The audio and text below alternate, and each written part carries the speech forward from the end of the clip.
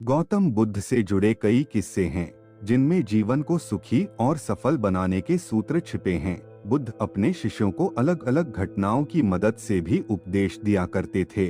उनका एक शिष्य ऐसा था जो किसी से ज्यादा कुछ बोलता नहीं था। वह सिर्फ अपने काम पर ध्यान देता।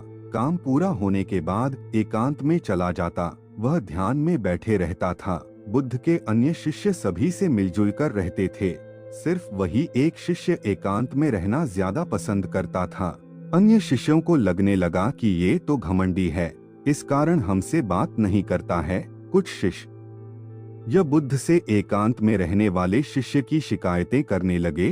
बुद्ध ने सोचा कि इतने सारे शिष्य हैं, कुछ लोगों का आपस में तालमेल नहीं बन पाता है, इसी वजह से ये शिकायत कर रहे हैं, एक दूसरे की बुराई कर रहे हैं।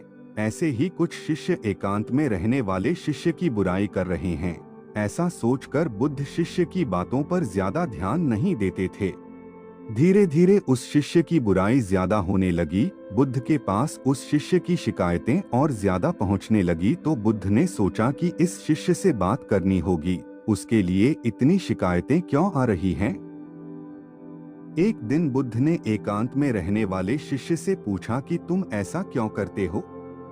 सभी लोग तुम्हारी शिकायतें कर रहे हैं। उस शिष्य ने कहा कि तथागत आपने घोषणा कर रखी है कि कुछ दिनों में आप ये संसार छोड़े देंगे, तो मैंने ये तय किया है कि जब तक आप यहाँ हैं मैं आपसे एकांत और मौन का महत्व समझ लूं। आपके बाद मुझे इन बातों को कोई और कैसे समझाएगा?